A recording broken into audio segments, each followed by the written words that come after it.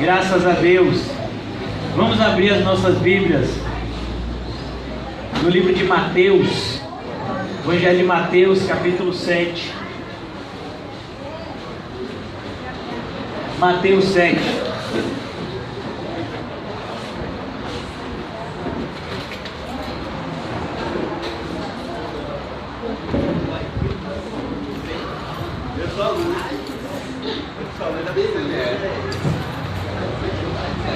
Hoje nós vamos pensar um pouco.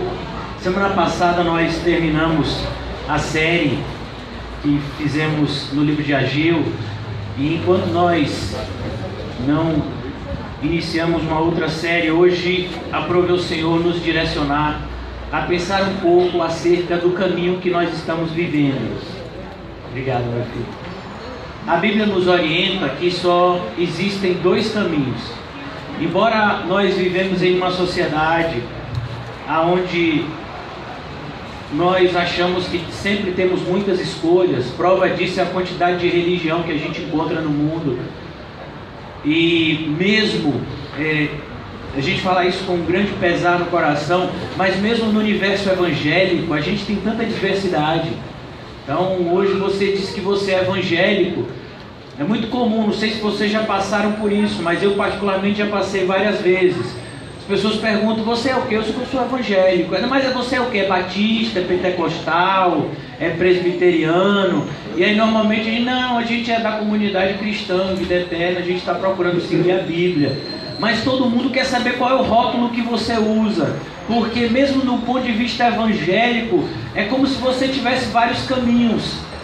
Então, do ponto de vista pentecostal, por exemplo, você entra numa igreja pentecostal, vamos supor, domingo de manhã, provavelmente na hora do louvor, como a gente teve a oportunidade de usufruir do louvor alguns instantes, muitas pessoas estão pulando, estão gritando. O tipo de louvor muitas vezes é diferente, se usa instrumentos de percussão, e o objetivo muitas vezes é trazer um tipo de movimento, né? Essas igrejas, elas são muitas vezes apelidadas de igreja do mover. Depois a gente encontra igrejas tradicionais, né?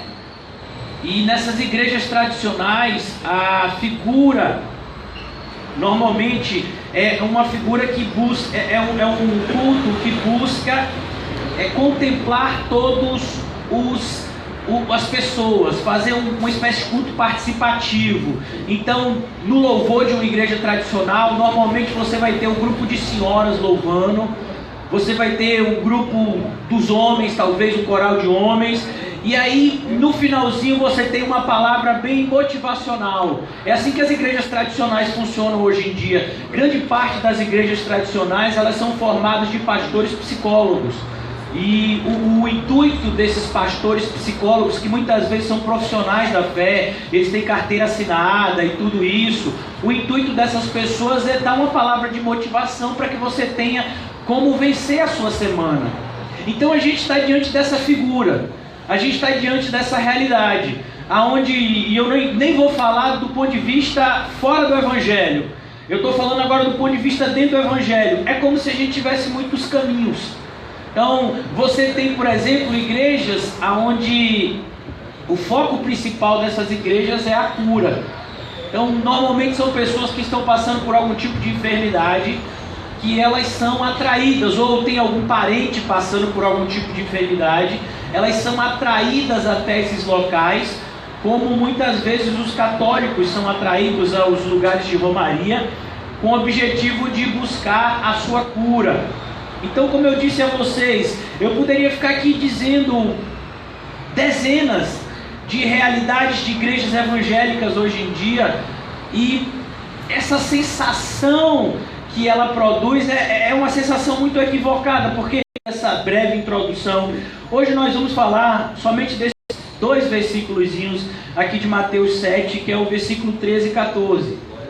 Mas a ideia desse versículo, Mateus 7, 13 e 14, não tem como a gente falar desse trechozinho bem pequenininho, são 2 versículos apenas, sem a gente entender tudo aquilo que Jesus falou anteriormente. Hoje de manhã eu estava dando uma olhada num comentário, é uma espécie de comentário bíblico do Sermão do Monte. O título é o Sermão do Monte de Martyn Lloyd-Jones, né, onde ele pega e ele faz uma e a mas assim, eu conheço muito pouco, porque os principais pecados dela estão na mente dela. Os principais pecados meus estão na minha mente. Então, quando eu me conheço do ponto de vista bíblico, eu entendo que sempre, todos os dias, eu tenho que arrancar uma trave do meu olho, para que depois eu tire o cisco do olho do meu irmão. O pecado do meu irmão é sempre pequeno comparado com o meu pecado que eu carrego. Então a ideia aqui de Jesus é justamente essa.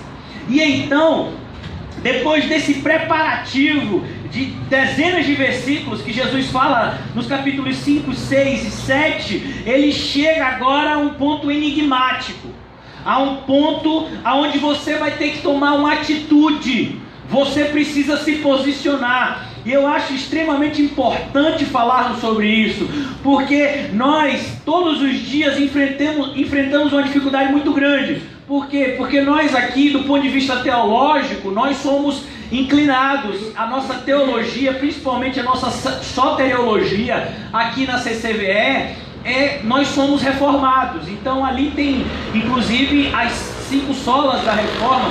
Nós acreditamos na teologia reformada, naquilo que a teologia reformada de fato fez. Ela abraçou as verdades das Escrituras.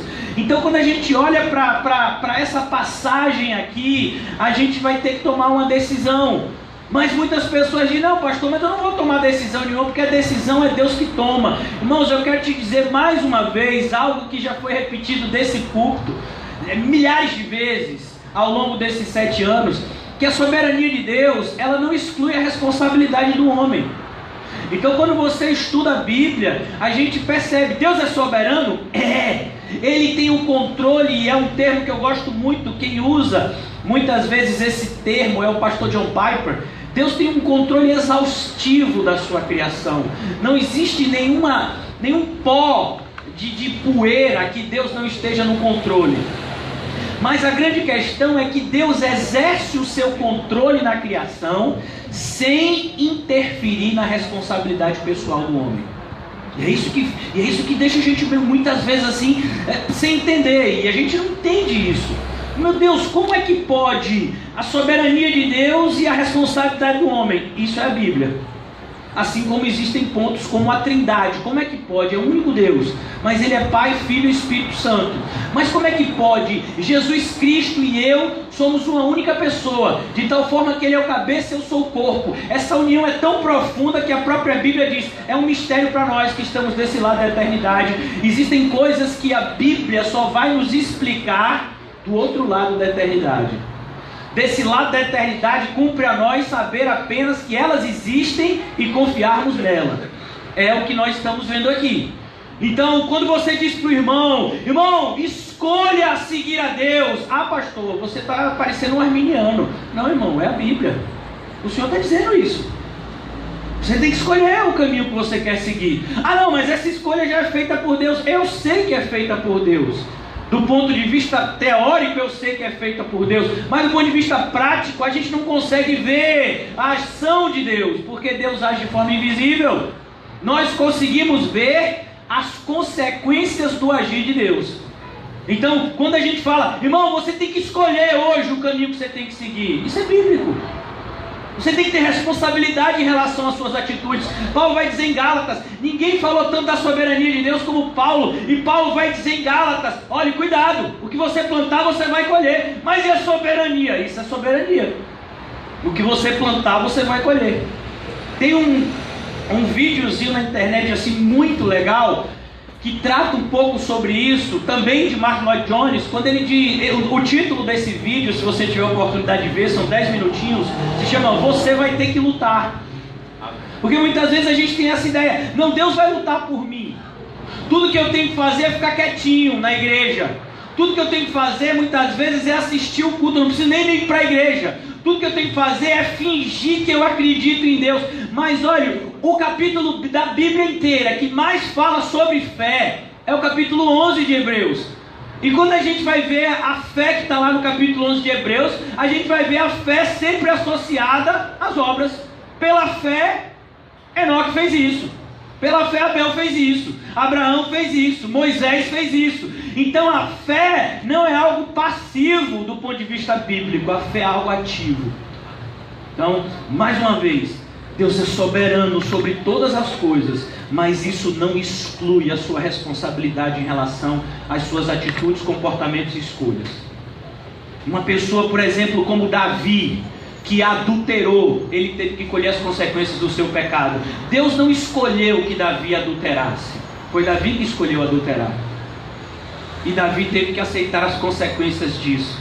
Mas na soberania de Deus, Deus que já estava no controle de todas as coisas, Ele fez com que até esse pecado de Davi, no final, cooperasse para o seu bem, para que Davi percebesse a malignidade do pecado, e ensinasse ao seu filho, e deixasse o testemunho de que o pecado é algo tão perigoso, que nem nós que somos cristãos estamos livres dele.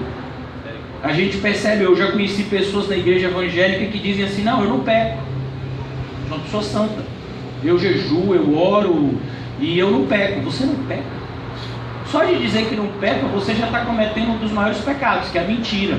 E todo aquele que mente é filho do diabo, que é o pai da mentira. Está escrito em João capítulo 8. Todos nós estamos em uma constante luta. Se você não está lutando internamente, é porque você já está morto, do ponto de vista espiritual. Então, quando Jesus ele toca nesse ponto aqui da porta, ele quer nos mostrar que vai chegar um momento, eu não sei, você pode estar ouvindo o evangelho há 5, 6, 7, 10 anos, mas você ainda não tomou uma atitude na sua vida. Você ainda não cortou a sua mão, você ainda não arrancou o seu olho. Pastor, eu tenho que fazer isso? Tem. Se é a tua mão que está te fazendo pecar, corta ela. Se é o teu olho que está te fazendo pecar, arranca ele fora. É o que Jesus vai ensinar. Que o cristão, quando ele está ouvindo determinadas coisas, ele precisa se posicionar em relação a isso. Ele não pode ouvir essas coisas e permanecer o mesmo. Porque, irmãos, essa é uma frase, se eu não me engano, de Spurgeon, um desses autores. Ele diz: olha, o mesmo fogo que amolece a cera endurece o barro. Então, uma pessoa que está ouvindo a palavra de Deus, eu não estou falando essas heresias que são ensinadas por aí, eu estou falando uma pessoa que ouve sermões bíblicos semanalmente e não muda, a tendência dele é se endurecer para a perdição. E é isso que Jesus quer colocar aqui para a gente. Ele apresentou a base dos seus ensinamentos no capítulo 5 e 6 e disse para aquelas pessoas: olha, se vocês querem me seguir, se vocês querem morar no céu, porque eu vim trazer a vocês o reino dos céus, vocês vão ter que se posicionar. E aí então ele inicia esse processo aqui dizendo: entrem pela porta estreita. Ele já começa dizendo, sabe, em uma outra passagem nós aprendemos que Jesus diz, salvo engano em Lucas, ele vai dizer: porfiai por entrar pela porta estreita. Esse verbozinho porfiai significa esforce-se com toda a sua força. Esforce-se por entrar pela porta estreita. Por quê? Porque para entrar pela porta estreita, irmão, vai ter que ter força. A sua carne não vai querer que você entre na porta estreita. É como se você estivesse querendo entrar, mas a sua carne está lhe puxando. Não vá por esse lugar. Esse lugar só vai trazer sofrimento para você. É o que diz, por exemplo, a sabedoria segundo o mundo, lá no livro Peregrino. Quando o cristão ele está seguindo em direção à cidade celestial, ele encontra um ser num cavalo todo luxuoso, e a sabedoria segundo o mundo, o Senhor sabedoria segundo o mundo, e ele diz assim: não vá por esse caminho aí que o evangelista falou, porque esse caminho só tem sofrimento. É melhor você ir ali para a cidade da civilidade, onde tem o Senhor moralidade, e você vai ter alívio para as suas cargas. E hoje em dia a gente vê muito isso. Pessoas que de repente, antes eu xingava, agora eu não xingo, antes eu roubava, agora eu não roubo, antes eu usava droga, agora eu não uso, eu sou uma pessoa trabalhadeira e pronto, e eu acho que eu estou indo para o céu. Você está indo não. Você nem entrou pela porta. Talvez você nem tenha conhecido essa porta ainda. A porta é uma pessoa. Jesus Cristo e o seu Evangelho. Isso é a porta que nós somos chamados a entrar. A gente vai ver que Jesus ele fala sobre isso e muitas vezes a gente fica confuso. Jesus vai dizer em João, no Evangelho de João, eu sou a porta, eu sou o pastor. Mas assim, ele é a porta ou ele é o pastor? Ele é tudo, meu irmão. Ele é a porta, é o pastor, é a água, é o pão, é o sangue. Ele é tudo, em todos. Então, aqui nós vamos ver, ele está olhando para aquelas pessoas, depois de pronunciar várias palavras de ensinamento, e diz: agora eu quero que vocês comecem a pesar o que eu estou dizendo a vocês. Vocês precisam entrar pela porta estreita. E essa palavra estreita aqui significa justamente uma porta apertada. Que essa porta estreita é uma porta tão apertada que existem coisas que eu não vou conseguir levar comigo se eu quiser atravessar a porta. Existem 3 coisas que eu vou ter que deixar do lado de fora. Muitas mais podem ser ditas, mas hoje de manhã eu escolhi apenas 3 que eu vou ter que deixar do lado de fora se eu quiser de fato entrar nessa porta estreita. Primeira coisa que eu vou ter que deixar do lado de fora: o meu eu. O meu eu não dá para entrar na porta. O meu eu é grande demais. O grande problema do ser humano não é que ele se ama de menos, ele se ama demais. Ele não se acha de menos, ele se acha demais. O nosso eu é muito grande para entrar pela porta estreita. Eu preciso deixar o meu eu do lado de fora. E o que significa deixar o meu eu? Meu irmão, eu preciso deixar tudo aquilo que eu sabia antes de Cristo. Às vezes a pessoa chega na igreja, e principalmente aqui na igreja que nós temos pastores jovens. O pastor Ricardo está com 20 e poucos anos, né? Eu já sou um pouquinho mais gasto, já vou fazer 39 daqui a 2 semanas. Então, o pastor Arthur acho que está com 30 e poucos também, né? O pastor jovem, né? Aqui tem uma pessoa que está sendo um trainee de pastor, que é o irmão José, né, que vai começar a pregar lá no Alto das Pombas em breve. Então todo mundo é jovem. Então às vezes chegam pessoas mais velhas aqui na igreja e dizem: o que esse menino tem para me ensinar? Ele tem metade da minha experiência. Eu já vivi muito mais coisas que esse menino, sabe? A idade desse menino aí, ele estava trocando fralda quando eu já estava no Evangelho. Então tem pessoas que têm 40 anos de igreja, mais idade do que eu, e diz assim: quando eu entrei na igreja, esse menino tinha nem nascido. O que é que ele quer me ensinar agora de Evangelho? Então a gente vai encontrar muitas pessoas, normalmente essas pessoas nem viram a porta. Essas pessoas vêm para a igreja cheia de conceitos que não são bíblicos, que não tem nada a ver com as escrituras, que não tem nada a ver com o Evangelho, e elas trazem esse conceito para a igreja. É por isso que grande parte das pessoas hoje em dia, elas acreditam no livre-arbítrio, que não é um princípio bíblico, e dizem assim: não, é claro que Deus vai dar o poder de escolha. Você já viu Deus ele não deixar que você escolha fazer as coisas do jeito que você quiser e bem entender. Ele não controla nada, Ele colocou isso na nossa mão. Assim, irmão, Ele colocou na nossa mão. De onde é que você tirou isso? Não, pastor, vou dizer uma coisa para você. Eu aprendi uma coisa na igreja, que tem alguns momentos que você tem, sabe, que dá um grito na pessoa, porque você tem que se impor na pessoa. Meu irmão, mas isso não é bíblico. Não, mas é a minha experiência que faz isso. Sua experiência tem que ir para o lixo, sabe? Não, pastor, eu com minha esposa, com meu marido, com meu filho, eu ajo dessa forma assim, porque eu já aprendi que com eles só dessa forma. Meu filho, isso não é bíblico.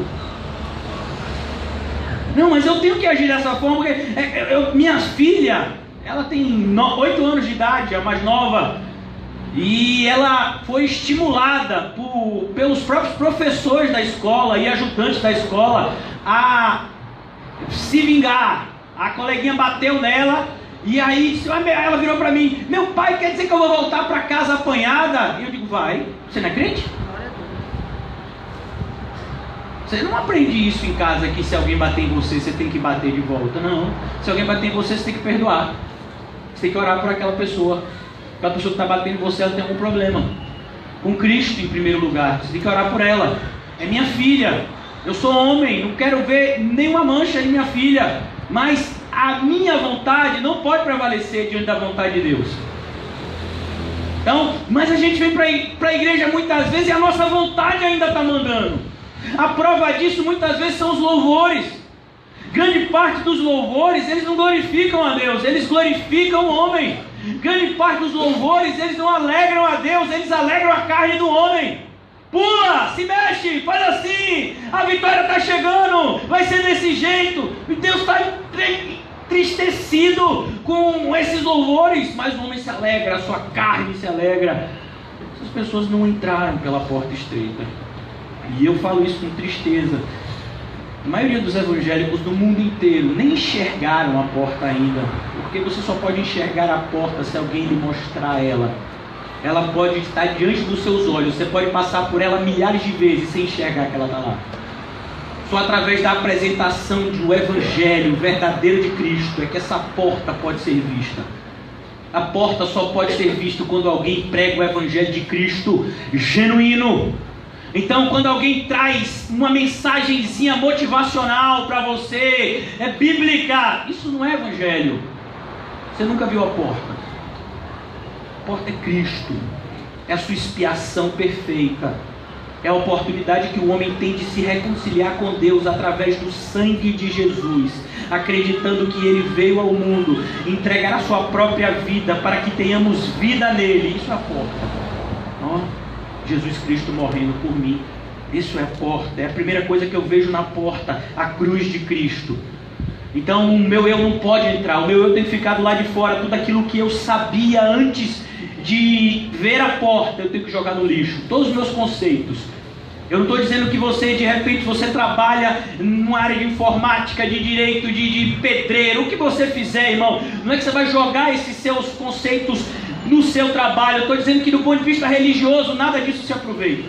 Do ponto de vista espiritual, nada disso se aproveita.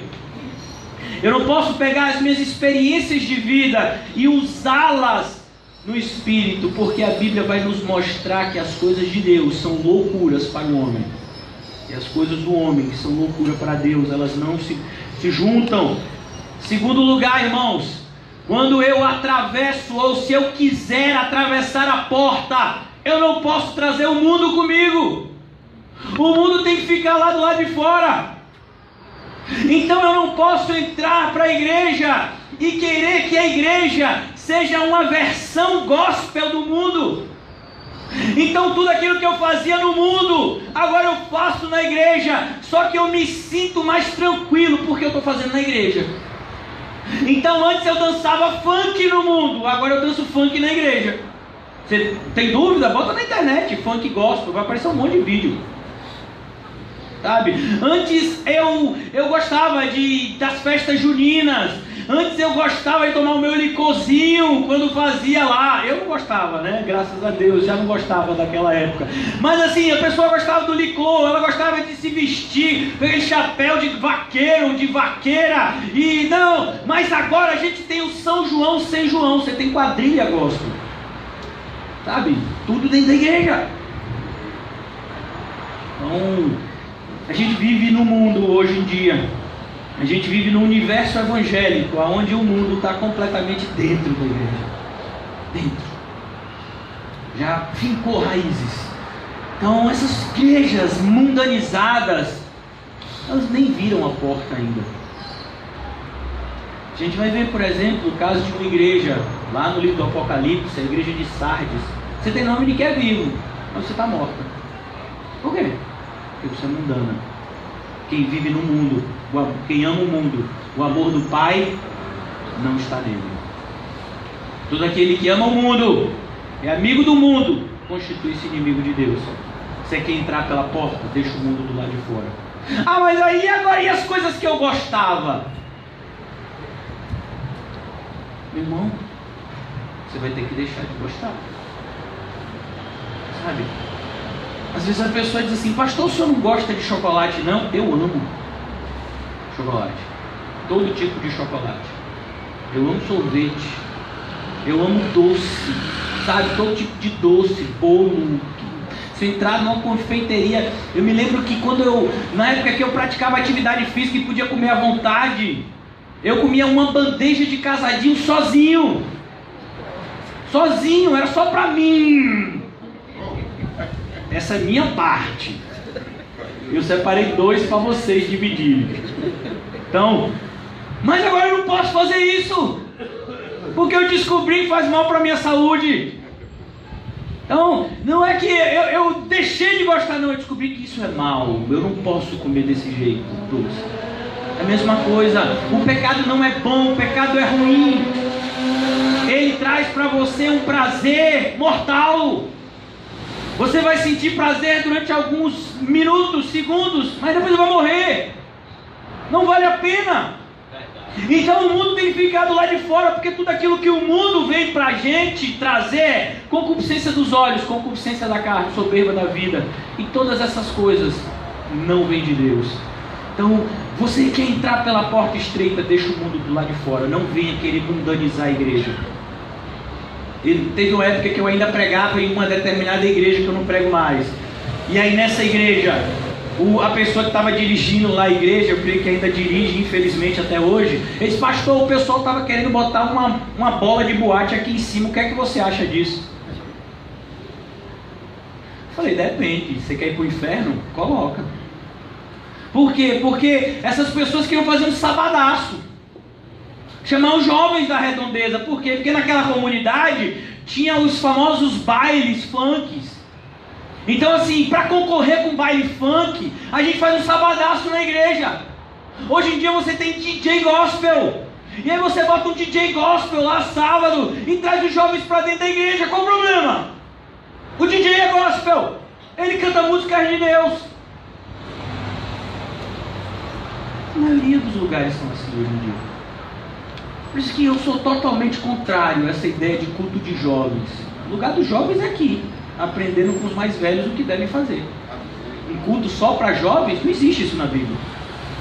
A gente tem a salinha das crianças, e a salinha das crianças é uma das coisas até que a gente tem conversado, porque tem crianças que já têm idade para sentar aqui e ouvir, e muitas vezes querem ficar na salinha. E a gente vai ter um número: ah não, mas se um ficar na salinha ela não vai querer vir mais, então não vem. Vai ter que se posicionar. Tá? Crianças com 13, 14 anos, 15 anos de idade na salinha, não existe isso. Tem que sentar aqui e aprender o evangelho como todo mundo. Eles têm que aprender com os mais velhos o caminho que ele deve andar, e não ter um culto que fale a linguagem do jovem. A linguagem do jovem é um lixo. É verdade. Os jovens têm que aprender a se posicionar como homens, como mulheres de Deus, e não como jovens. Não existe isso, mas foi o que o mundo cobrou da igreja, a igreja aceitou. Não, pastor, se meu filho sair da igreja, eu também saio. Então, vocês nunca tiveram aqui. A porta da casa. Amém. Então, você não pode trazer o mundo para cá. Se você quiser vir para a igreja com o mundo, então nem vem. A igreja vai ficar vazia. Se for para ficar vazia de falso crente, ótimo. A ideia de Cristo nunca foi uma ideia numérica, quantitativa, sempre foi uma ideia qualitativa. O propósito da igreja não é encher a igreja de pessoas, mas é encher as pessoas de Deus, independentemente do número. Então, você vai ter que deixar o seu eu, você vai ter que deixar o mundo do lado de fora. E agora é o mais difícil: você vai ter que deixar os seus sonhos. Não, pastor, eu acho que já me apelidaram uma vez: o senhor é um destruidor de sonhos. Às vezes a pessoa chega aqui na igreja: eu tenho tanto um sonho de casar e ter uma lua de mel na Europa. Você quer entrar? Fora. Pastor, eu tenho um sonho. Eu tinha um sonho, irmão, de ganhar o Ironman, competição que é feita lá no Havaí, né? Tinha um sonho. Tem espaço para isso mais. Não, eu tenho um sonho de ter meu próprio negócio. Você já tem um negócio agora, não é seu, é de Deus. Entre nele de cabeça. Então, você não pode vir para a igreja com os seus sonhos. Deixa ele do lado de fora.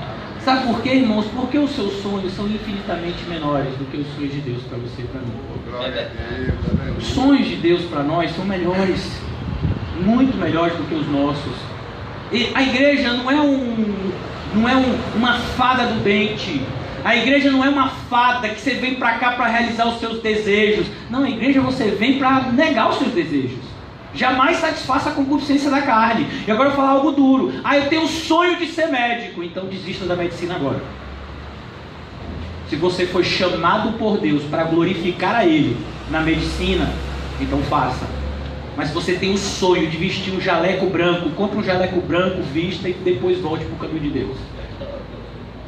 Sabe, você não veio aqui para realizar os seus sonhos.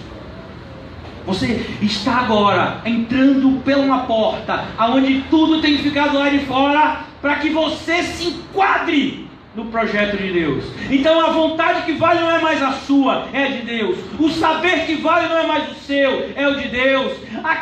As leis que nos regem não são mais as leis do mundo, são as leis de Deus. Os meus sonhos morreram por quê? Porque eu já morri com Cristo. Glória a Deus. Já não vivo mais eu, Cristo vive em mim. E é isso que é difícil. Olha, irmãos, a parte mais difícil, e às vezes a pessoa diz, não, é porque você não é honesto com você, é destruir o sonho. Sabe por quê? Porque às vezes a gente luta contra o eu, a gente luta contra o mundo, mas os sonhos sempre ficam aqui, né? Aí às vezes a gente vai dormir com aquele sonho. Eu creio que Deus vai fazer meu sonho, né? Essa é a parte mais difícil de matar. Por quê? Porque é um pecado que está aqui dentro e que muitas vezes você nem sabe que é pecado. 30 anos de igreja, mas eu tenho um sonho de ter minha casa própria e de botar o meu pé assim em cima de um sofá que fui eu que comprei. Foi ninguém não, fui eu, meu dinheiro. E quando eu entrar na minha casa, é a minha casa. Minha casa. Foi Dilma que me deu, não. Eu comprei. Sabe, meu sonho é ter meu carro próprio, igual o Potentão. Quando eu vi o irmão José andando assim, eu fiquei com um sonho de ter um igual dele. Socorro. Então um dia eu quero até perguntar para quem foi que ele vendeu, porque eu vou juntar o dinheiro e vou fazer uma contraproposta ao comprador. Eu tenho um sonho. Você quer entrar pela porta? E os seus sonhos não podem entrar por ela. Aí você vai ter que entrar pela porta. Mas você sabe o que é o mais difícil, irmãos? É que tem gente que entra pela porta, mas não chega à salvação. Lá em João 6 diz que a pessoa entra e sai. A gente já viu o perigo da apostasia. A gente olhou para Demas. Demas entrou pela porta, mas ele não andou pelo caminho estreito.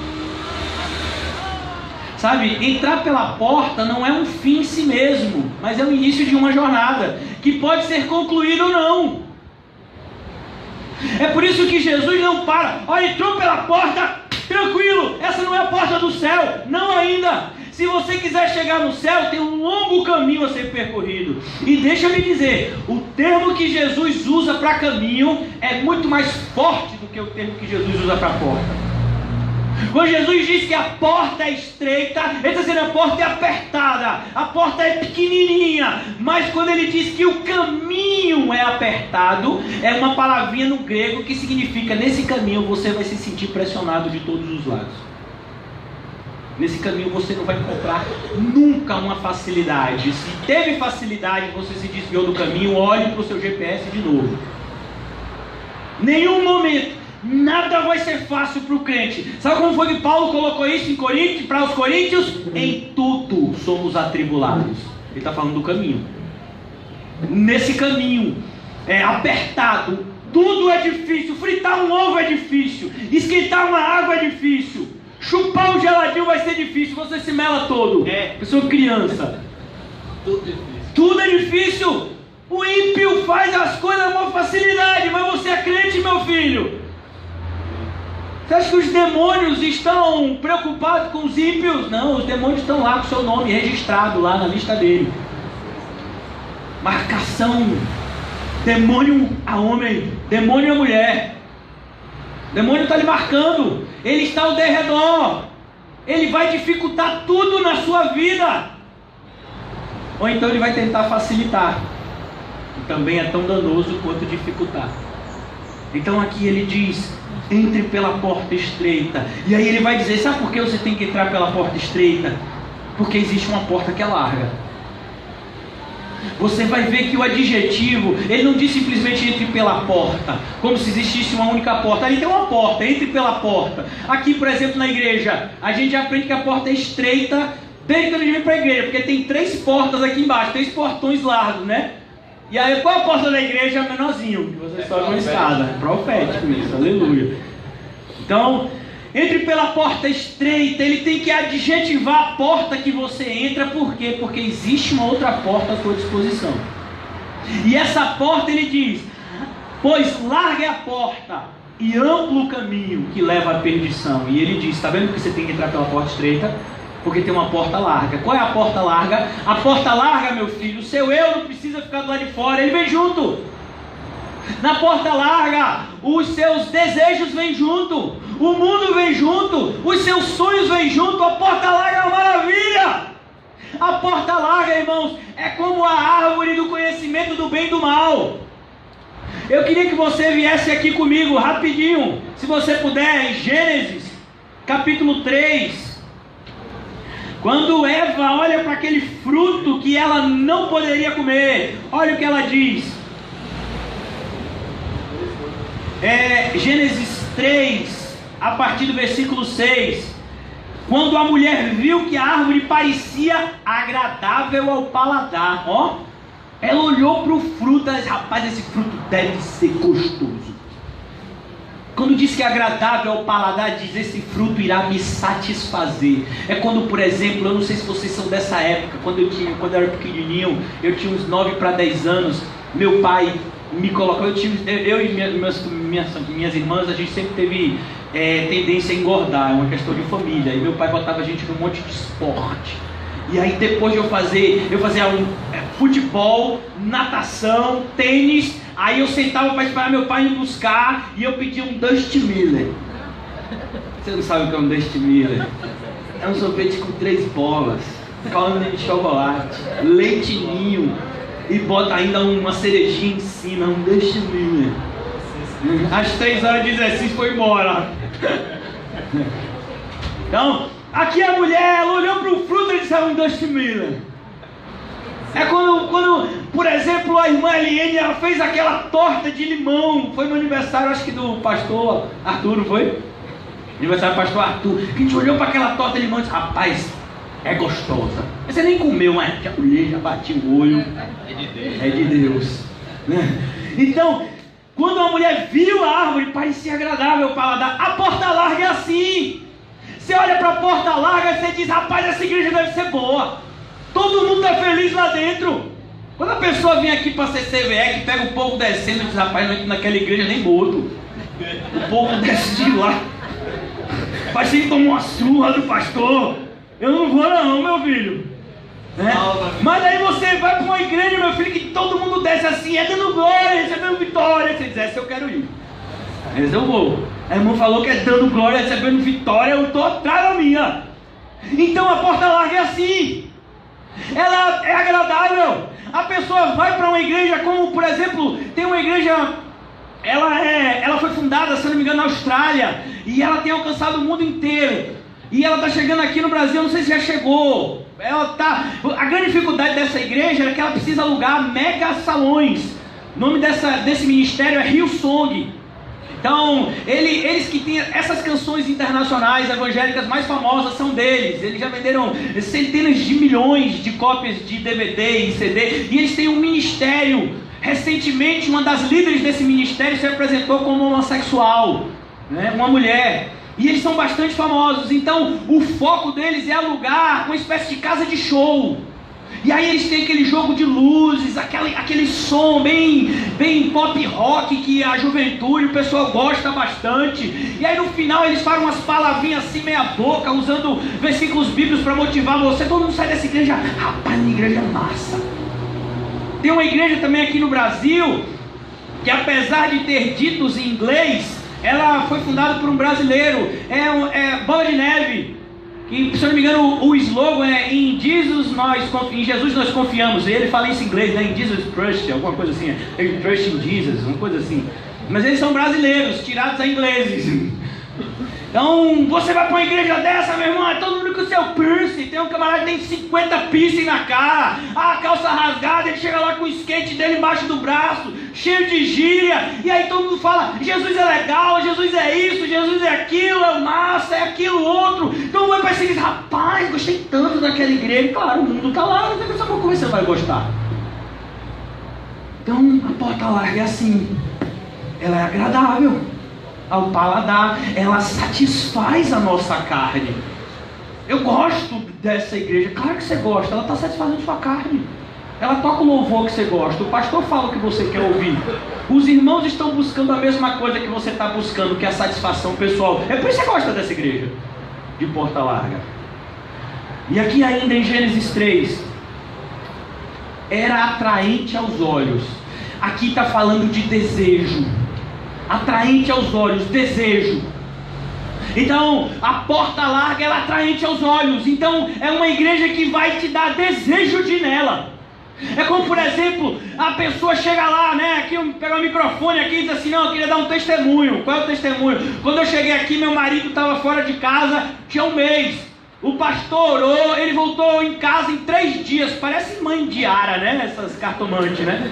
Ele voltou em 3 dias para casa. Eu disse, rapaz, eu estou com desejo de ir nessa igreja. O marido volta em 3 dias, volta, ainda volta crente. Voltou crente. Rapaz, eu estou sem emprego já tem 1 ano. Eu fui para a igreja, o pastor orou pela minha carteira de trabalho. Eu peguei um emprego no mesmo dia. Ah, eu tenho desejo. Eu tenho desejo de ir nessa igreja.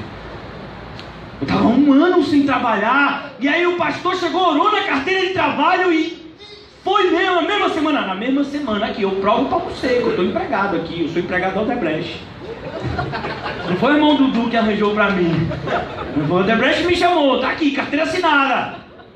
Né? Então você tem desejo. Seus desejos são satisfeitos naquele lugar. Não foi isso que Satanás falou para Jesus? Basta que você se prostre diante de mim e eu satisfaço o que você quiser, Jesus. A porta larga é assim. Ele está aqui para satisfazer os seus desejos. É por isso que tem os personal profetas, os personal milagreiros. Eles sobem no monte, eles descem de madrugada para orar. Por quê? Para realizar o seu milagre, varão e varoa. É isso que ele está dizendo. É desejo. Os seus desejos serão satisfeitos. É quase que um gênio da lâmpada. Vem aí, mas sabe qual é o melhor, o mais legal da porta larga? É que o gênio da lâmpada, ele é econômico. Você só pode fazer 3 pedidos. Não, na porta larga você pode fazer milhares de pedidos. Não, semana passada eu pedi isso e aconteceu, agora que eu pedi outra coisa. Sabe? Assim, a porta larga é atraente aos olhos. E finalmente, e além disso, versículo 6 do capítulo 3 de Gênesis, ela é desejável para dela se obter discernimento.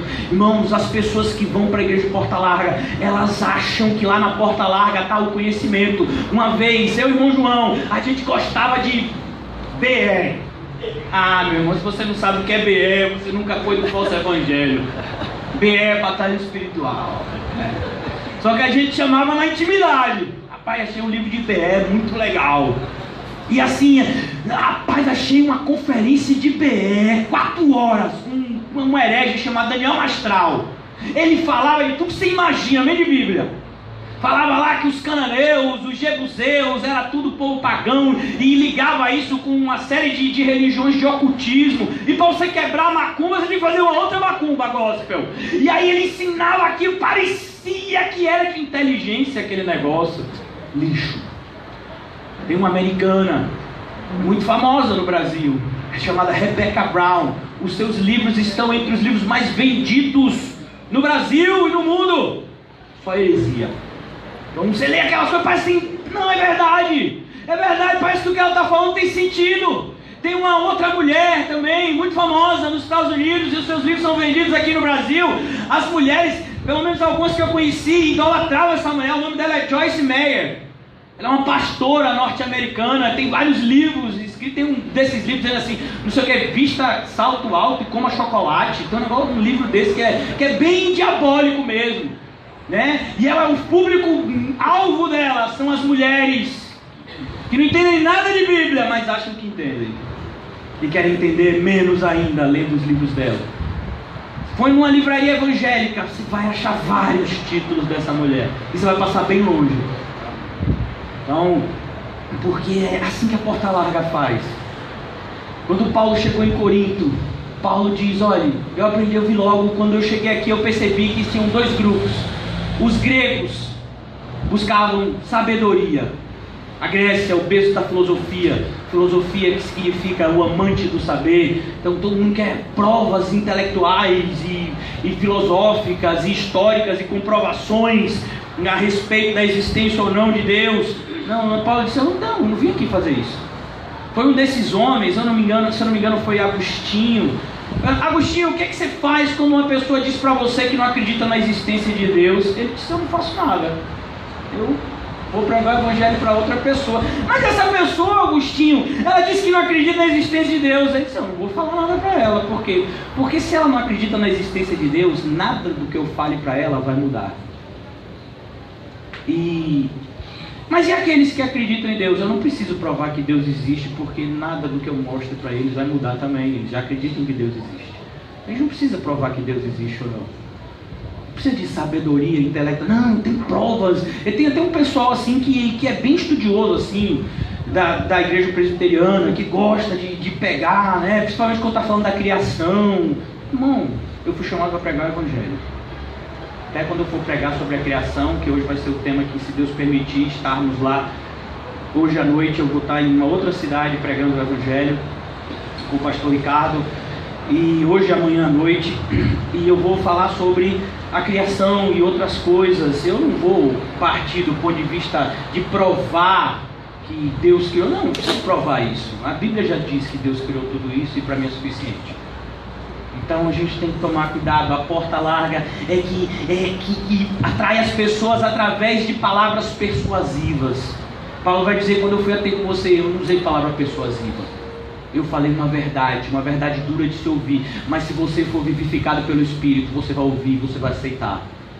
Então é isso que Paulo está dizendo. Vamos voltar, irmãos, se você puder voltar comigo, Mateus capítulo 7. Então ele diz: pois larga é a porta é larga. Você pode trazer o que você quiser, gato, cachorro, papagaio, traga o que você quiser, a porta é larga. Você pode trazer, irmão, homossexualismo, você pode trazer o que você quiser, a porta é larga. Você pode trazer politicagem, você pode trazer mentira, você pode trazer roubalheira, traga o que você quiser, a porta é larga. E a porta é tão larga que tem espaço até para religiosidade. Sabe quem pregava a porta larga? Por mais que seja assim difícil de enxergar isso para alguns, os fariseus. Parecia que a porta do fariseu era mais estreita que todo mundo. Parecia, a porta do fariseu era enorme. Eles só tinham uma religiosidade maior do que a dos outros, mas eles nunca tiveram uma espiritualidade real. Eles eram homens mortos, apesar de terem coisas bonitas do lado de fora, dentro eles ainda estavam mortos. Então ele diz que a porta larga é assim. Ela traz consigo um caminho amplo. E essa ideia de caminho amplo, irmãos, essa palavra amplo significa espaçoso. Você já viu como você compra um apartamento? Aqui nós temos várias pessoas que vão comprar apartamento esse ano. Tchá, receba! Peguei você. Então, você vai comprar um apartamento, você não procura o menor de todos. Você quer o quê? O maior. O menor que você procura é o menor preço. Mas se puder, você quer um tamanho grande, né? Você quer espaço na sua casa.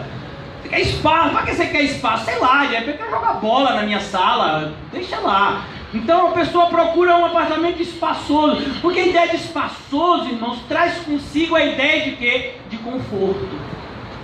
Enquanto que a ideia de apertado é uma coisa assim desconfortável. É como, por exemplo, os irmãos que viajam de primeira classe.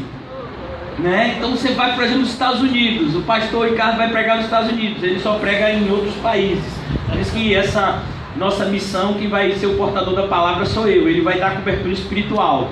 Já se for em outro país, aí eu fico aqui orando, porque eu não entro em avião, mas eu fico orando, E aí você pega lá uma primeira classe. Rapaz, primeira classe, você já viu nos filmes como é a primeira classe?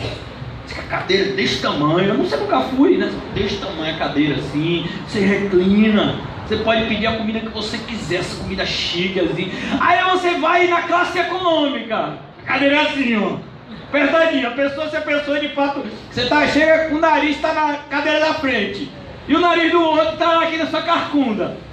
É tudo apertadinho, meu filho. E aí você ainda bota uma mochila aqui embaixo, que você, né, orelha, né? A mochila tá aqui embaixo com um salgadinho, porque não dá nada, né? Aí você levou um salgadinho, um Cheetos, um negocinho desse, ou então um salgadinho da padaria, né? Um espia, uma coxinha. E aí na classe lá dos orelhas, né? Aí você vê abrindo uma Coca-Cola em lata, né? Pra tomar com a coxinha. É a classe dos orelhas, né? Então é apertado, é tudo apertado, é tudo desconfortável. Mas você vai na primeira classe, é o quê? Parece que a pessoa não está indo no avião, né? Parece que a pessoa está num spa. Então você vai ver que é isso, é assim mesmo. As pessoas, elas se sentem confortáveis depois que ela passa pela porta larga. Rapaz, esse lugar é o lugar que eu sempre sonhei. É o sonho. Eu sempre sonhei encontrar uma igreja assim, que o pastor decretasse as coisas, que os irmãos, sabe, lá na minha igreja só tem irmão rico. Quando eu preciso de um emprego, eu já sei o irmão que eu peço, né? É legal, porque tudo que eu preciso, Deus faz para mim. Eu não tenho necessidade nenhuma, é impressionante. Eu sou quase igual a igreja de Laodiceia, uma igreja rica, abastada, que não tem necessidade alguma. Jesus não estava lá, mas eles estavam um pouco se importando com isso. As necessidades deles estavam todas satisfeitas. Eles eram ricos. Então essa é a porta larga, que vem sempre combinada com o caminho espaçoso. Perceba que Jesus primeiro define a porta e o caminho espaçoso, a porta larga e o caminho espaçoso, para depois ele dizer: leva a perdição. Ó, é aquele conforto, mas leva a perdição. Aqui, por exemplo, nós temos alguns irmãos que estão na área do agronegócio. Eu não quero apontar dedos aqui para não constranger ninguém. Então você tem lá suas 1.000, 2.000 cabeças de gado. Ali tem um irmão que tem cara mesmo de vaqueiro ali, né? Então você tem lá suas 1.000 cabeças de gado. Aí você sabe que esse ano o irmão Dudu vai se casar. Ele e a irmã Alana já estão noivos há quanto tempo, meu filho? Não, você conhece ela há 4, mas está noiva há quanto tempo? Pela fé, né, meu filho? Pela fé há 2 anos, isso mesmo, noiva há 2 anos. O pai, assim, pela fé já liberou. São muito gente fina, né? Vai ter o casamento. E aí o irmão foi tocado. O irmão disse: olha, Dudu, o seu casamento vai ser lá por meados de dezembro, né? Pode deixar comigo que o boi só eu vou dar. Aí ele chegou lá na fazenda dele, virou pro vaqueiro, pro chefe lá do vaqueiro, e disse assim: pega um bezerro desse aí, bem bom aí, com a aparência bem boa, e separa ele para abate, porque no final do ano vai ter um casamento e eu já ofereci a carne. E aí o vaqueiro pega aquele boi, tira ele do meio dos outros bois e coloca num lugar separado, onde o pasto é melhor, onde a água é mais abundância, e bota ele normalmente num lugar menorzinho para ele não ter que andar muito. E tudo isso para quê? É todas as ferramentas para que aquele boi engorde mais rápido. Às vezes as pessoas dão até sal no meio do feno, que é para poder o boi ter sede, comer e beber mais. E tudo aquilo com o propósito de engordar. Porque, digamos que agora você separou ele está com 600 quilos. Daqui no final do ano ele está com uns 900 quilos. Dando comida e água bastante para ele. E aí ele está lá se achando. Os outros bois, rapaz, os outros bois é tudo orelha. Olha para cá, onde eu estou? Eu tenho até telhado para ficar aqui. Olha, minha comida vem na minha boquinha. Eu tenho um lugar de água, um bebedouro só para mim. Rapaz, esse pessoal me ama demais. Chegou dezembro, meu filho. O vaqueiro chamou: calma, filho. E ele tá um amor com o vaqueiro, né? Porque o vaqueiro é que dá comida, que dá água. E de repente aquele vaqueiro dá uma pancada na cabeça, porque é assim até hoje, né? Que mata muitas vezes o animal. Dá uma pancada na cabeça e aquele animal que se achava tão especial, ele agora vai virar churrasco. Enquanto que os outros estão lá, né? No aperto, mas estão lá. E é assim, a Bíblia vai dizer que Deus coloca em lugares escorregadios. Salmo 73. Você está pensando que o ímpio é que é próspero? Você quer ter uma vida igual a de Ivete Sangalo? Você acha que apóstolo Estevão Hernandes e a bispa Sônia é que são homens e mulheres de Deus? Meu irmão, esse pessoal está sendo engordado para o dia da matança. Sabe? É por isso que a gente olha para a Bíblia aqui. Não tem filme de Edir Macedo, não. Edir Macedo está sendo engordado para o dia da matança. Não tem filmezinho para crente verdadeiro, não, irmão. Crente verdadeiro normalmente é anônimo. Que esse caminho amplo e espaçoso, ele leva à perdição. E são muitos os que entram por ela, sabe? A porta larga é sempre mais atrativa. E por isso ela consegue atrair multidões. Então você olha para uma igreja do falso evangelho. Você vê, por exemplo, a gente sempre tem como referência a Universal, porque a Universal as heresias são mais escrachantes, né? A gente bate o olho e já identifica mais de 200 heresias. Então, você pega, por exemplo, a Universal, uma igreja que eu acho que não tem 40 anos, né? Acho que o pastor, o bispo Macedo começou a Universal, eu acho que no meados dos anos 80, por aí. Então, a igreja não tem 40 anos, você vai ver, tem mais de 4 milhões de membros. Sabe, templos suntuosos nas principais capitais, principais cidades do país. Pessoas que são tão influentes que conseguiram eleger o prefeito da segunda maior cidade do país, que é o Rio de Janeiro. É um sobrinho de Edir Macedo. Então você olha assim, meu Deus, o que é isso? É poder que essas pessoas têm. É isso que a porta larga promete, né? Caminho amplo, espaçoso, leva à perdição. São muitos os que entram por ela. Então uma pessoa abre uma igreja herética, irmãos, e a gente tem exemplos próximos. Em menos de um ano, ela está com 1000 membros dentro. Já tem a manha do sucesso. Não, vamos chamar uns cantores famosos, vamos chamar uns pregadores famosos, vamos falar aqui o que o povo quer ouvir, vamos dizer que depende para o povo fazer e acontecer. Pronto, 100, 200, 300, 400 membros em menos de um ano. Sempre traz muitas pessoas. Não, eu gostei de ouvir, vou trazer mais gente. Por quê? Porque é isso que a porta larga produz.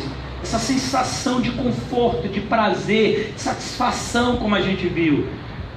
Agora Jesus fala no versículo 14: mas como estreita é a porta. Percebeu que Jesus fala porta estreita 2 vezes?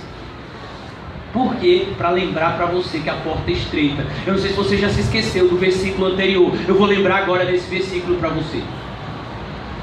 O tempo todo a gente se esquece que o caminho que nós fomos chamados no Evangelho é um caminho estreito. Se alguém disse para você, venha para Jesus que sua vida vai melhorar, deixa eu dizer, meu filho, essa pessoa lhe enganou.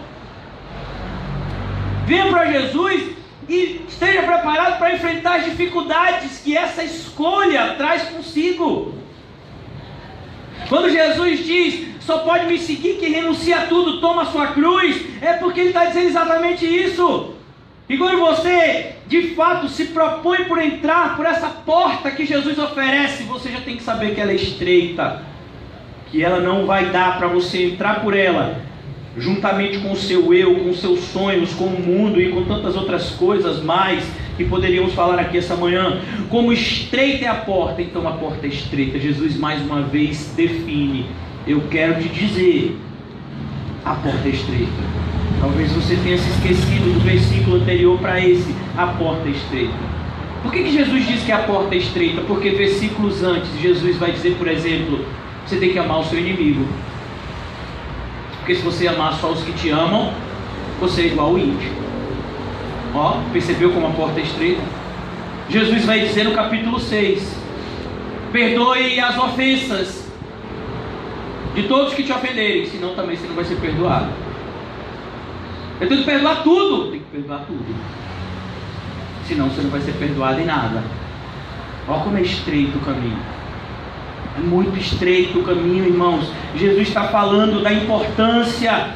E Ele diz, por exemplo, olha, quando você for perseguido, tem alguém aqui sendo perseguido. Amém? Aleluia! Você está sendo perseguido, é por causa do Evangelho? Ah, não é por causa do Evangelho. Ah, então não. Quando você for perseguido por causa do Evangelho, fique feliz.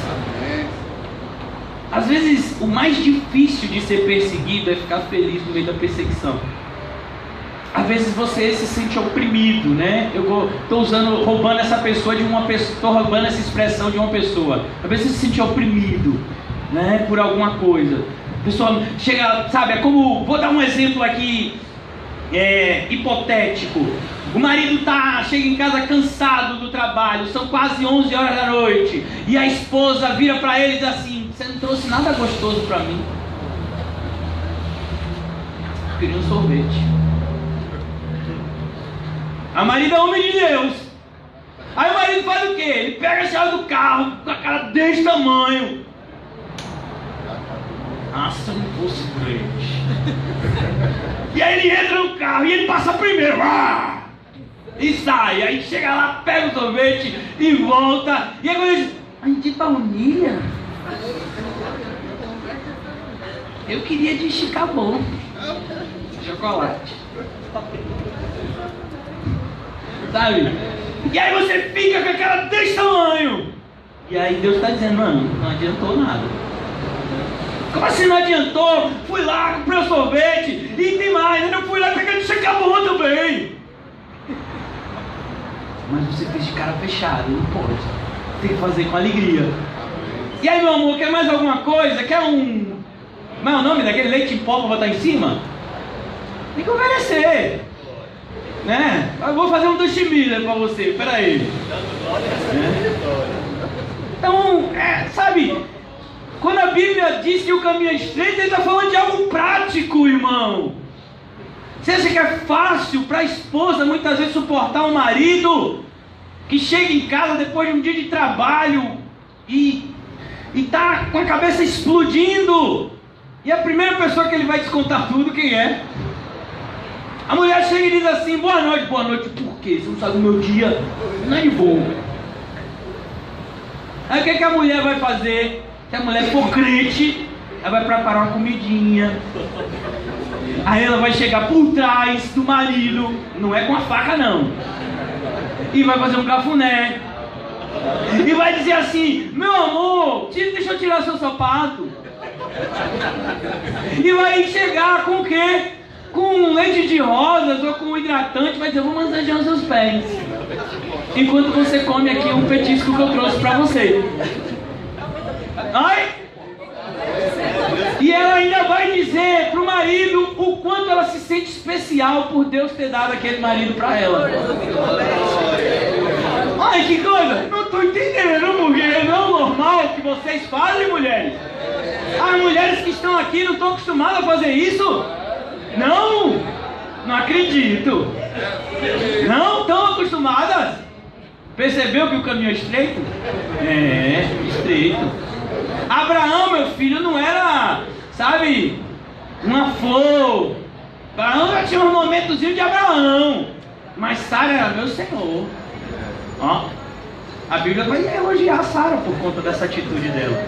Então aqui, irmãos, quando a gente fala que o caminho é estreito, é porque é estreito mesmo. A gente sente o caminho estreito, a gente sente o caminho apertado todo dia, porque a nossa carne não quer fazer o que o caminho está ensinando a fazer. É verdade. Como estreita é a porta, aí Jesus vai dizer: você passou pela porta estreita. Às vezes a gente faz isso assim, ó. A porta é estreita, aí você passa pela porta estreita, aí você passou pela porta estreita. Não, meu filho, você passou pela porta estreita, o caminho é mais estreito ainda, ó. Eita, vai andando todo troncho no caminho. Então você olha aqui, Jesus diz: ó, você passou pela porta estreita, o caminho agora é apertado.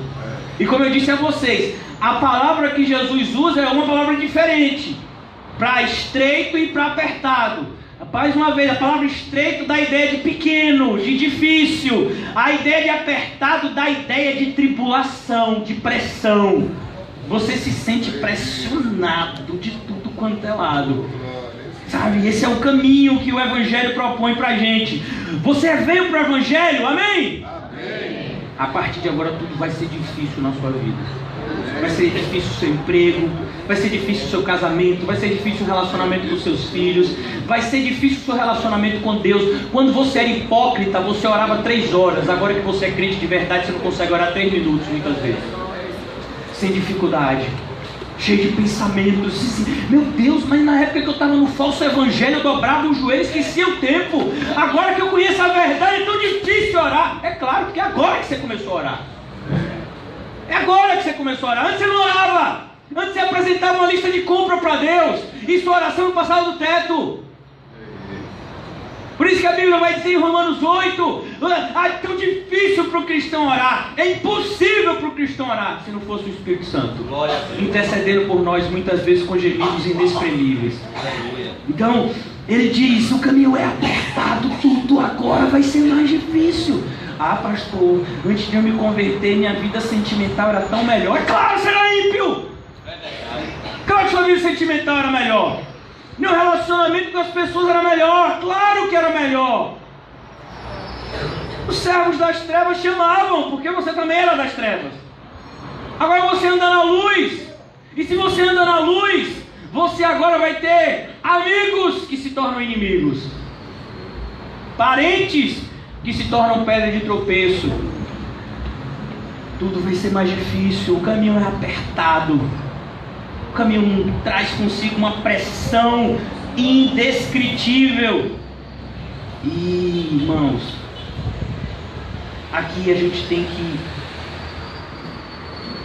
Não tem como a gente falar dessa parte sem a gente falar do livro de Hebreus. Eu queria convidar vocês rapidamente a ler Hebreus. Hoje eu não vou nem poder me prolongar muito, porque a gente já vai sair daqui para poder ir pegar a estrada. Por isso que eu cheguei um pouquinho atrasado, porque já trouxe as coisas, a bagagem já está na mala. Peço que vocês estejam orando por nós, para que a palavra de Deus se faça conhecida.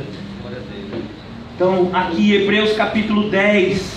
Essa carta aos Hebreus é escrita, e a gente tem falado bastante dessa carta. Essa carta aos Hebreus, ela foi escrita para judeus, cristãos, que agora estavam retrocedendo da sua fé por conta da perseguição dos próprios judeus em relação a eles. Então eles estavam sendo tendenciosos, influenciados a abandonar a fé. Mas o que aqui essa carta nos ensina? Hebreus 10, ele vai dizer, eu vou ler aqui um trechozinho um pouco longo, eu peço que vocês só me acompanhem, a partir do versículo 19. Portanto, irmãos, temos plena confiança para entrar no lugar santíssimo pelo sangue de Jesus, por um novo e vivo caminho que ele nos abriu por meio do véu, isto é, por meio do seu corpo. Temos, pois, um grande sacerdote sobre a casa de Deus. Sendo assim, aproximemo-nos de Deus com coração sincero e com plena convicção de fé, tendo os corações aspergidos para nos purificar de uma consciência culpada e tendo os nossos corpos lavados com água pura. Apeguemo-nos com firmeza à esperança que professamos, pois aquele que prometeu é fiel. E consideremos uns aos outros para nos incentivarmos ao amor e às boas obras. Não deixemos de reunir-nos como igreja, segundo o costume de alguns, mas procuremos encorajar-nos uns aos outros ainda mais quando vocês veem que o dia se aproxima. Se continuarmos a pecar deliberadamente depois de termos recebido o conhecimento da verdade, já não resta mais sacrifício pelos pecados, mas tão somente uma terrível expectativa de juízo e fogo intenso que consumirá os inimigos de Deus. Quem rejeitava a lei de Moisés morria sem misericórdia pelo depoimento de 2 ou 3 testemunhas. Quão mais severo castigo, julgam vocês, merece aquele que pisou aos pés o Filho de Deus e profanou o sangue da aliança pela qual ele foi santificado e insultou o Espírito da graça? Pois conhecemos aquele que disse, a mim pertence a vingança, eu retribuirei. E outra vez, o Senhor julgará o seu povo. Terrível coisa é cair nas mãos do Deus vivo. Lembrem-se dos primeiros dias, depois que foram iluminados, quando suportaram muita luta e muito sofrimento. Algumas vezes vocês foram expostos a insultos e tribulações. Em outras ocasiões fizeram-se solidários com o que assim foram tratados. Vocês se compadeceram dos que estavam na prisão e aceitaram alegremente o confisco dos seus próprios bens, pois sabiam que possuíam bens superiores e permanentes. Por isso, não abram mão da confiança de vocês. Ela será ricamente recompensada. Vocês precisam perseverar de modo que quando tiverem feito a vontade de Deus, recebam o que Ele prometeu. Pois em breve, muito em breve, aquele que vem virá e não demorará, mas o justo viverá pela fé. E se retroceder, não me agradarei dele. Então, a ideia aqui é justamente essa, irmãos. Muitas pessoas podem ter uma experiência de atravessar a porta estreita, mas ao se deparar ao caminho apertado, elas retrocedem. É como aquela semente que foi plantada em um solo rochoso. Rapidamente ela brotou. Ela brotou rápido. A pessoa fica, rapaz, brotou tão rápido. Daqui a pouco está dando fruto. Não. Ela brotou rápido porque ela não tinha raízes. No primeiro raio de sol, ela foi queimada. Sabe? É o que a gente vê muitas vezes. Pessoas que ouvem e aceitam a palavra de Deus com alegria. Não, eu sei que o caminho é estreito. Não, eu sei que eu tenho que me esforçar. Mas quando sentem isso na sua própria pele, elas retrocedem. Elas não permanecem no caminho apertado. Sabe, irmãos, não basta começar bem, você precisa concluir bem. Muitas pessoas ficam no meio do caminho. Eu estou falando agora em relação ao verdadeiro evangelho. Muitas pessoas chegam a um momento em que não suportam mais ouvir o que precisam fazer. Muitas pessoas já não aguentam mais serem exortadas pela palavra de Deus e elas simplesmente desistem ou procuram falsos mestres porque elas não querem mais ouvir as mesmas verdades que no primeiro momento agradavam. Por quê? Porque ela conhecia de forma subjetiva e superficial. Falar que o caminho é estreito não muda nada. Ah, o caminho é estreito, eu sei, é estreito. Mas viver o caminho apertado, aí sim, aí é difícil, é impossível se você não tiver o Espírito Santo. Por isso ele diz, olha, é apertado o caminho e a promessa está aqui, que leva à vida. Leva à vida. Esse caminho é muito apertado, é muito difícil, mas a frase que muitas vezes nós dizemos, não para os outros, mas a frase que nós dizemos para nós mesmos, eu normalmente repito essa frase para mim umas 10 vezes por dia. Para quem nós iremos? Só o Senhor tem a palavra de vida eterna. Quantas vezes a gente pensa em desistir? Quantas vezes a gente pensa em retroceder em virtude das dificuldades? Eu disse 2 bobagenzinhas aqui a respeito de casamento, a gente já viu como é difícil. Se é difícil você amar uma pessoa que você se casou, imagine você amar uma pessoa que você não tem relacionamento nenhum, e que te odeia, e te persegue, e fala mal de você 24 horas por dia. Você tem que amar essa pessoa, e tem que orar por ela, e tem que fazer o bem para ela. Imagine como é difícil. Então, muitas pessoas elas não perseveram, mas o que nos faz perseverar é essa certeza na promessa. Só o Senhor tem a palavra de vida eterna. Do que vai me adiantar ir pelo caminho largo e conquistar o mundo inteiro, e naquele grande dia, o que eu darei em troca da minha alma? Para essas pessoas, como está escrito no livro de Hebreus 10, para essas pessoas que já foram iluminadas aqui não está falando no sentido de regenerado, em Hebreus 10, está falando no sentido de pessoas que já conheceram a verdade, pelo menos de maneira intelectual. As pessoas já conheceram que o caminho é apertado, é estreito, tem dificuldade. Essas pessoas que voltam para o mundo, elas já sabem. E quando Jesus voltar para o céu é que ela não vai. Ela já aprendeu. Pelo menos do ponto de vista intelectual. Ela nunca aprendeu do ponto de vista espiritual, porque nunca nasceu de novo. Mas do ponto de vista intelectual, tem uma série de desviados e desigrejados que já sabem que se Deus voltasse hoje, ele iria para o inferno. A pessoa já foi de uma igreja verdadeira. A pessoa já ouviu o verdadeiro evangelho. Eu conheço pessoas assim. E você, não, mas se Jesus voltasse hoje, eu creio que ia para o inferno. E ia mesmo. Ah, mas se a salvação não é pela fé, é pela fé. Claro que é pela fé. Mas como é que você sabe que sua fé é correta? Só através da análise do fruto das obras. Você diz que tem fé? Os demônios têm também. Mas não estão salvos. Então a ideia aqui de Jesus é justamente essa. E ele conclui com essa afirmação: são poucos os que a encontram. Ele não diz nem que são poucos os que entram. São poucos os que encontram. Irmãos, encontrar uma igreja bíblica já é difícil. Encontrar um pastor que seja homem de Deus já é difícil. Encontrar a teologia correta em uma igreja já é difícil. Se você encontrou isso, irmão, você já foi muito. abençoado. Mas mais adiante ele vai dizer: não adianta ouvir se não for praticar. A destruição é a mesma. Não adianta só ouvir. Então aqui ele nos mostra isso, que nós precisamos nos posicionar. Diante disso, irmãos, eu quero fazer uma pergunta, eu já estou concluindo. Qual o caminho que você está seguindo? Ainda é o caminho dos seus sonhos? Ainda é o caminho das suas vontades? Ainda é o caminho do mundo? Se você está buscando esse caminho, irmãos, eu quero te dizer que você não está andando pelo caminho correto.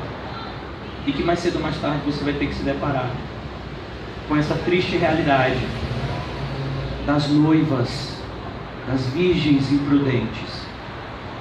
Mateus 25 fala sobre isso. Todas as 10 eram virgens. Todas as 10 eram separadas. Todas as 10 estavam dentro da igreja. Todas as 10 conheciam o verdadeiro evangelho. Mas somente 5, de fato, estavam vivendo uma vida santificada, uma vida separada para Deus. As outras 5 estavam muitas vezes como Caim. No fim dos tempos, eu trago alguma coisa para Deus.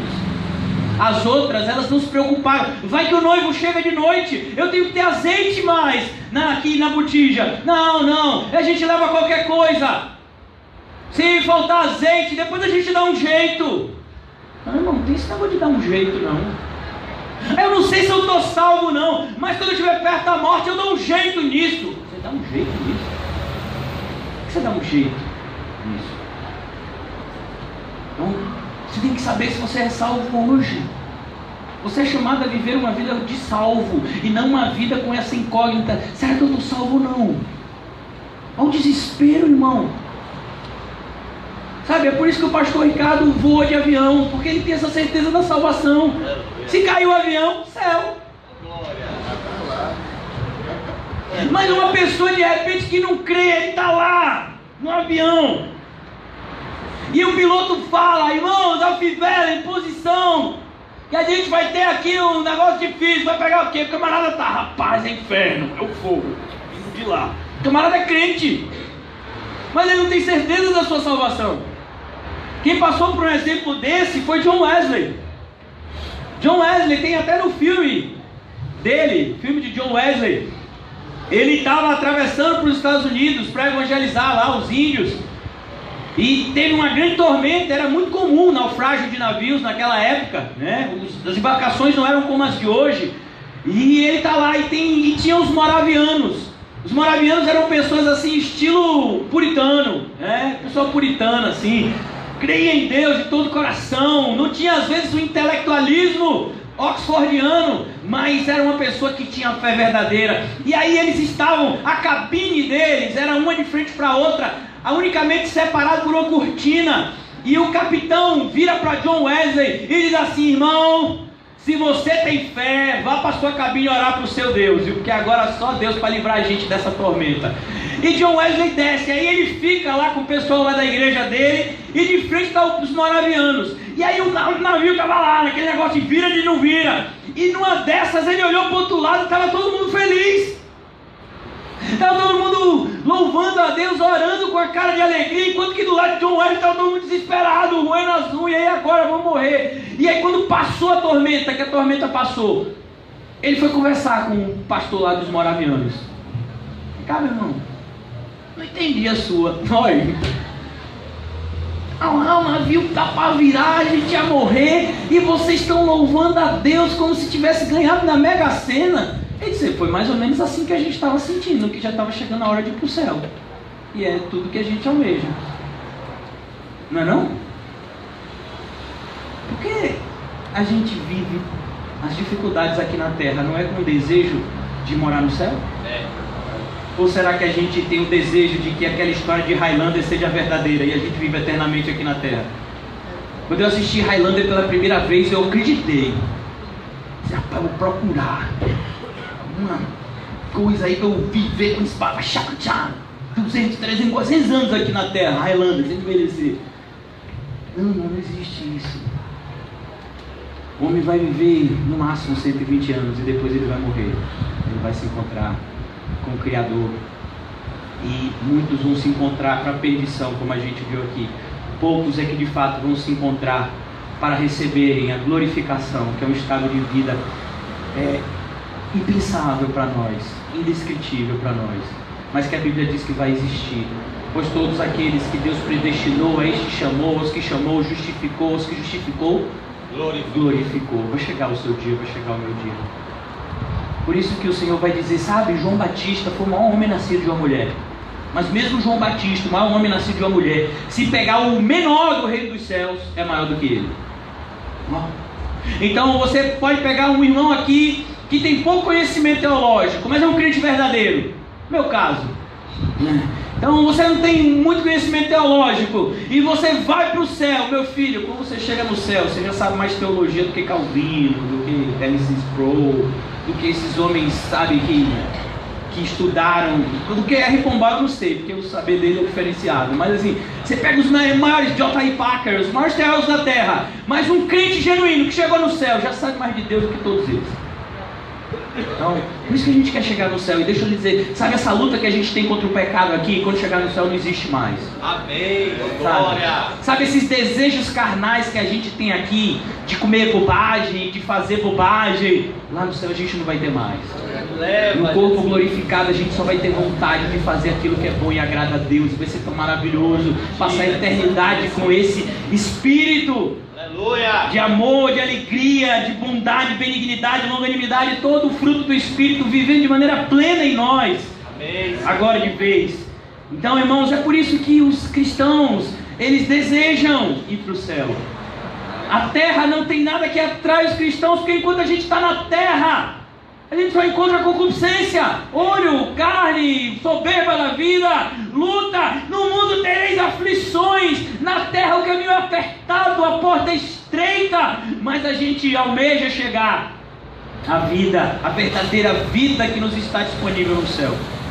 Por isso que a igreja, ela deve ser uma espécie de estação de trem, onde está todo mundo esperando chegar o trem que vai levar ele para o céu. Todo mundo com seu ticketzinho na mão, né? Seu bilhetezinho. Está esperando o quê? Estou esperando o ônibus que vai me levar para o céu. Eu não sei quanto tempo, eu não sei se eu vou ter que esperar aqui 20 anos, 30 anos, 50 anos, 5 minutos, não sei. Mas eu estou aqui porque eu vou para o céu, o meu ticket aqui.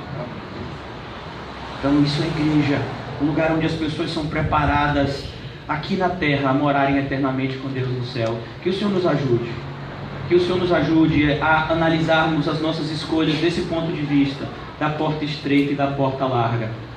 Apesar de nós atravessarmos essa porta uma única vez, de certa forma, nós atravessamos elas todos os dias através das nossas escolhas diárias.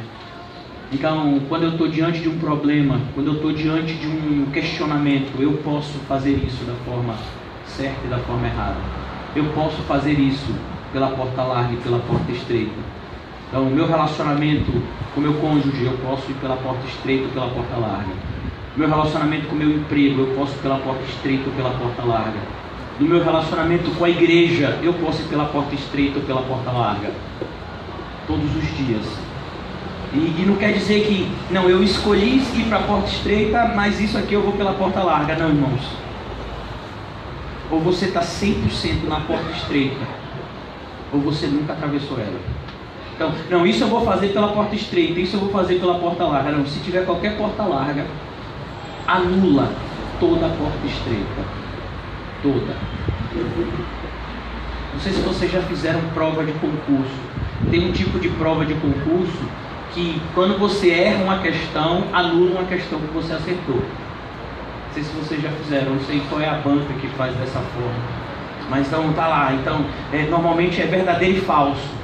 Você tem lá, você não é ABCDE, você tem 5 proposições lá, 5 frases. E você tem que dizer se aquela frase é verdadeira ou falsa. Quando eu fiz meu vestibular, mais de 20 anos atrás, era assim. E aí muitas pessoas dizem, se você está em dúvida em uma questão, é melhor você não marcar. Por quê? Porque se você marcar essa questão e você errar, ela vai anular uma certa. Então, para fazer essa prova, você tem que fazer em um esquema diferenciado. Porque quando você vai fazer uma prova, por exemplo, de ABCDE, então você não sabe, você chuta. Então, o máximo que pode acontecer é você errar, e aí errou. Ou então você pode acertar. Tem 20% de chance, são 5 assertivas, você tem 20% de chance. Mas quando você está fazendo uma prova desse estilo que eu falei para vocês, de verdadeiro e falso, e de que uma errada anula uma certa, então você tem que pensar mais. Se você não tem 100% de certeza que aquela questão é certa, então é melhor você não marcar. Porque corre o risco de, em vez de perder uma questão, você perder 2.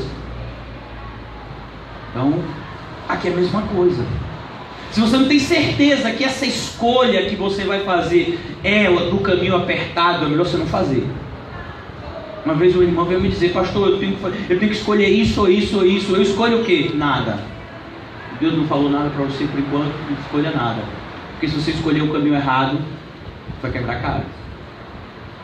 E se o caminho for certo, Deus vai testificar no seu coração. Porque Deus não é Deus de confusão. Se Deus não colocou certeza no seu coração ainda, porque ou não é o caminho, ou ainda não é o momento de você seguir ele. Então o cristão, ele só faz as coisas por fé e não por vista. Ele tem que ter certeza. Tudo aquilo que eu faço, não, eu vou fazer isso aqui. Se der certo, deu. Se não der certo, não deu. Isso é pecado. Romanos 14 diz: tudo aquilo que eu faço sem fé é pecado.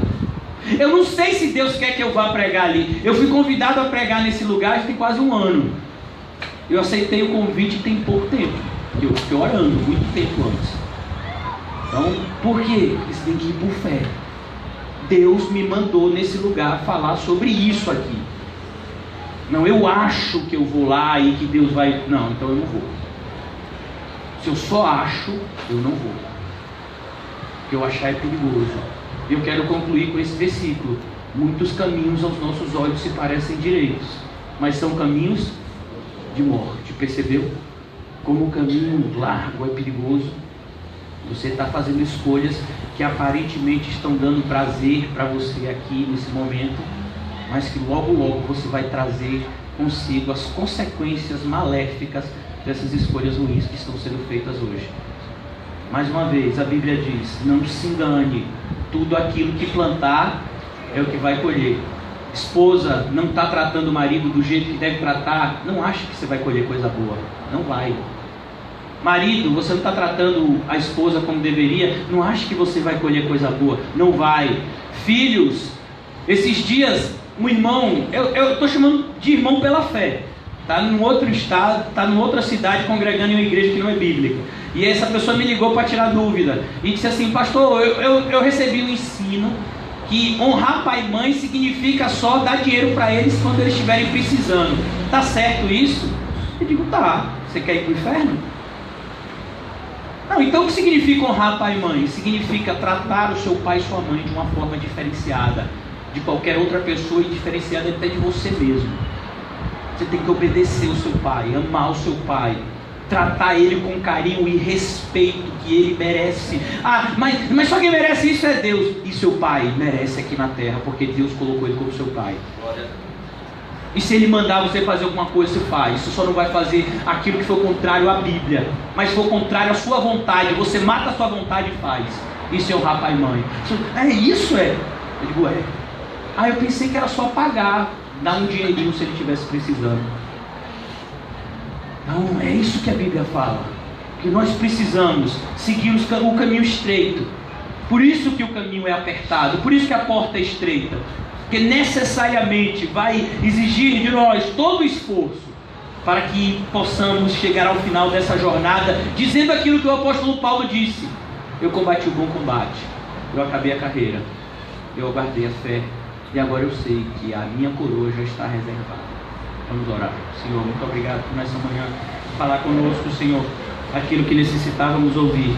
Muitas vezes, Senhor, não era aquilo que gostaríamos de ouvir, mas com certeza era aquilo que precisávamos ouvir, Senhor, para que o nosso relacionamento contigo, Senhor, estivesse sempre sendo feito da maneira correta. Desperta, Senhor, em nossos corações o senso da responsabilidade que precisamos ter diante de Ti e diante dos outros, Senhor. Na certeza de que não fomos chamados para vivermos uma vida ímpia, mas fomos chamados para viver uma vida santa. Nos ajuda, meu Deus, a contemplar as Tuas verdades e a pô-las em prática. Assim nós oramos em nome de Jesus. Amém e graças a Deus. Amados irmãos, nós vamos cear E eu queria convidar vocês, enquanto os irmãos estiverem louvando, estejam comigo em uma oração de contrição, confessando diante de Deus os seus pecados, os nossos pecados, e que o Espírito Santo de fato nos traga à mesa e nos ajude a comungar da verdadeira comunhão com Cristo. Em nome do pão e do cálice, espere o momento da gente cear de forma unida.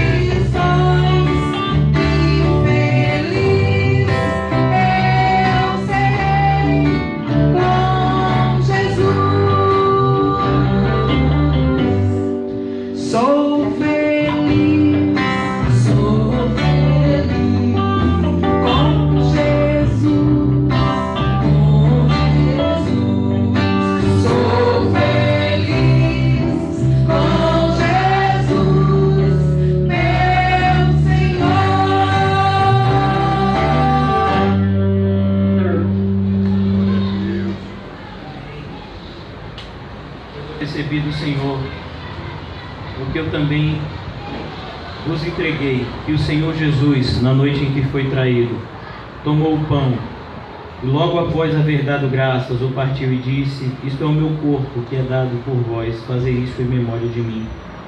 Do mesmo modo, depois de comer, tomou o cálice e declarou: este cálice é a nova aliança no meu sangue, e fazei isso todas as vezes que o beberdes em memória de mim. Portanto, todas as vezes que comerdes deste pão e beberdes deste cálice, proclamais a morte do Senhor até que ele venha. Por esse motivo, quem comer o pão ou beber o cálice do Senhor indignamente será culpado de pecar contra o corpo e o sangue do Senhor. Examine, pois, cada um a si próprio, e dessa maneira coma do pão e beba do cálice, que possamos então nessa manhã comer e beber para a glória de Deus.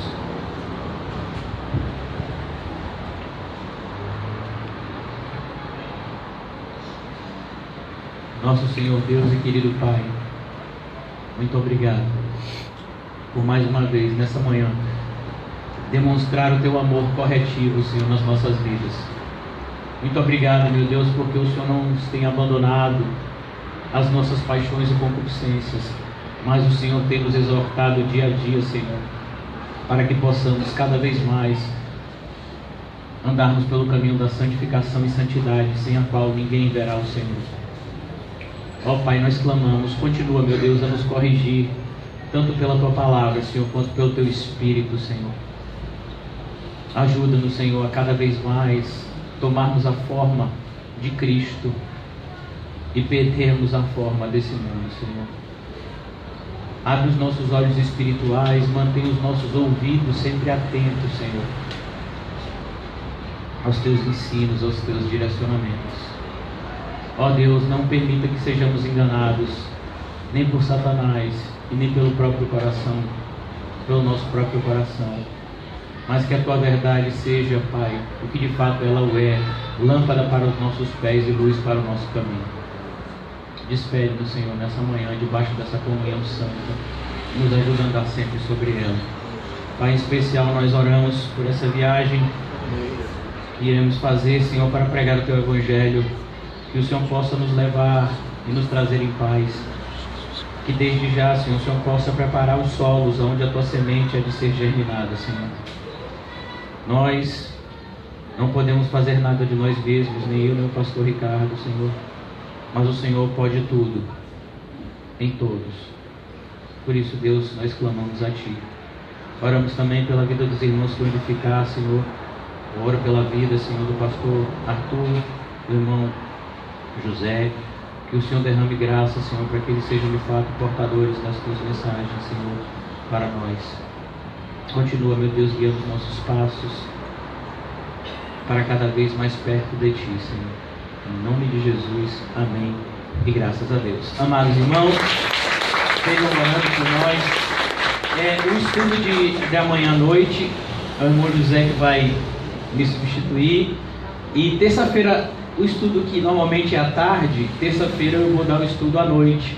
Se Deus permitir que cheguemos aqui a tempo, eu quero dar o estudo à noite, por volta das 19 horas aqui na igreja, o estudo do Apocalipse. Mas a gente vai estar se comunicando pelas mídias sociais. Qualquer dúvida vocês me ligam. E estejamos juntos em espírito, pois quando um corpo se move, todo o corpo se move. Então nós estamos juntos, tanto aqueles que ficam aqui quanto aqueles que irão.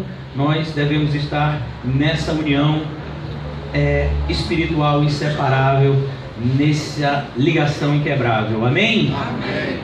E que o amor de Deus, o Pai, que as doces consolações do Espírito Santo e a graça maravilhosa do nosso Senhor e Salvador Jesus Cristo esteja sempre conosco. Nós demos uma salva de palmas ao Senhor e diga ao seu irmão, mais do que nunca, o caminho é estreito, mas ele leva para o céu.